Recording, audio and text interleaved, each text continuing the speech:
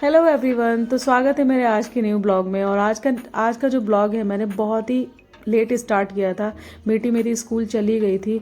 उसके बाद जो है मैंने नहा धो के फ्री होके मैंने कहा तभी ब्लॉग बनाऊंगी। थोड़ा सा दिमाग भी काम नहीं करता कहाँ से शुरू करूँ। सब कुछ अकेले ही मैनेज करती हूँ। कैमरा वगैरह भी कोई पकड़ने वाला नहीं है तो उल्टे सीधे कुछ ऐसे ही बन पाते हैं।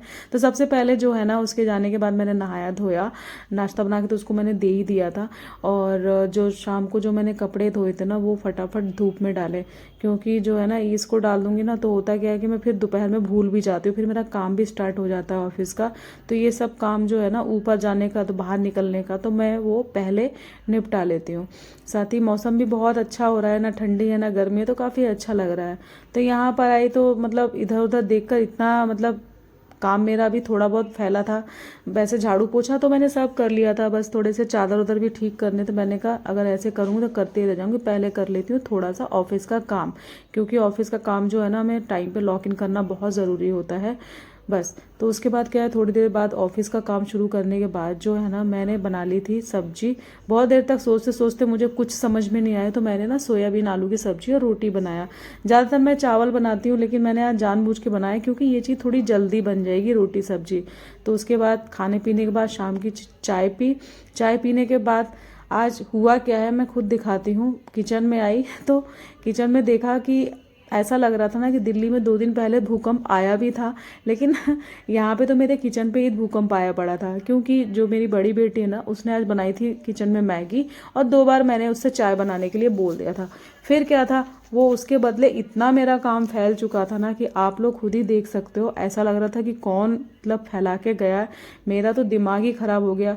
मैं उसको मारने में पीटने वाली भी थी, पर वो ट्यूशन जा चुकी थी। मैं कर भी क्या सकती, मैं कहा चल अब छोड़ते हैं। तो सबसे पहले जो है ना सारे काम को छोड़ के हम पहले सफाई करते हैं। सफाई करके बर्तन मांज के फिर मैं खाना स्टार्ट करूँगी।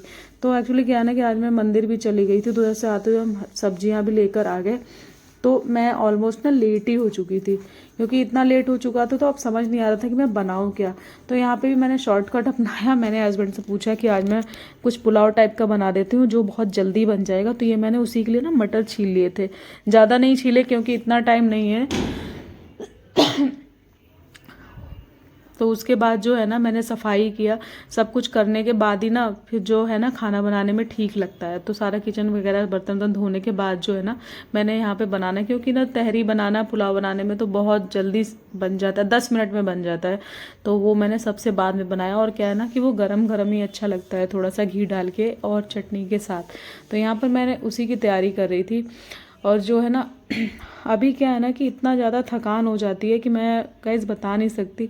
मुझे समझ नहीं आता, अगर मैं मेड भी रखूँ तो मुझे उसका फिर वेट करना पड़ेगा, तो बड़ी कंफ्यूज रहती हूँ। कभी कभी लगता है कि मैं मेड रख दूँ, बट वही है कितनी कंफ्यूज रहती हूँ कि मेरे तरीके से कैसे काम कर पाएगी। तो किसी तरह से मैं इसी में ही ना मैनेज करती रहती हूँ।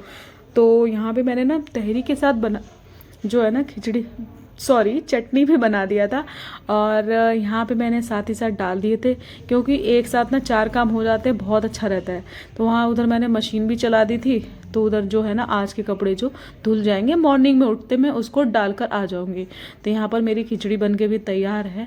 तो वैसे तो ऐश को खाना मैं ही देती हूँ, पर आज बोली मैं क्या है ना कि मैं हमेशा ज़्यादा खाना देती हूँ, तो आज बोली मुझे कम खाना है, भूख नहीं है तो प्लीज़ कम। तो अपने आप ही डर की वजह से ले कि मैं इसको ज़्यादा खाना ना दे दूँ।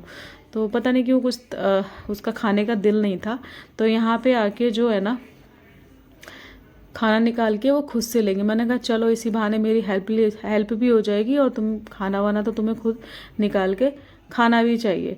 तो उसके बाद जो है ना मैं आ गई इन कामों से खाना खा पी कर फ्री होके अपनी छोटी बाबू के तेल लगाने, क्योंकि बच्चों के सर पे तेल लगाना बहुत ज़रूरी होता है। तो इसके सर पे ना रात में डेली जो है ना मैं सरसों तेल की चम्पी कर देती हूँ। तो इससे क्या है कि जल्दी सो भी जाती है और बच्चों का शरीर जो सर है ना वो मजबूत होता है। जो मेरी सासू माँ हमेशा कर जैसे वो रहती है ना तो वही करती है, पर ये सभी मुझे अभी खुद से ही करना पड़ता है। तो कोई बात नहीं, अच्छा लगता है यही टाइम चल रहा है, कुछ दिन में ये बड़े हो जाएंगे तो खुद मेरे लिए ही कर दिया करेंगे। खैर मैं इतना किसी से उम्मीद नहीं रखती, लेकिन जो मेरे फ़र्ज़ है वो मैं करती हूँ। और बहुत ये जो चंपी है ना, आप खुद देख सकते हैं इतने मज़े से चंपी करवाती है ना कि मैं क्या बोलूँ, हमेशा ही। तो उसके बाद सर पे तेल लगाने के बाद बारी थी मुझे स्किन केयर की, जो कि आपको पता ही है कि मैं पूरे दिन अगर मैं मुँह नहीं धोऊँ तो भी चलेगा, बट अगर मैं शाम को मुँह नहीं धोया ना तो मेरे को बहुत दिक्कत होती है। तो यहाँ पे क्या है ना कि मुंह धो धा के थोड़ी फ्रेशनेस लगती है। तो यहाँ पे ये जब लड़ाई झगड़ा चल रहा था, अचानक से आई तो देखा कि ये देखो रोना चिल्लाना मच रहा है।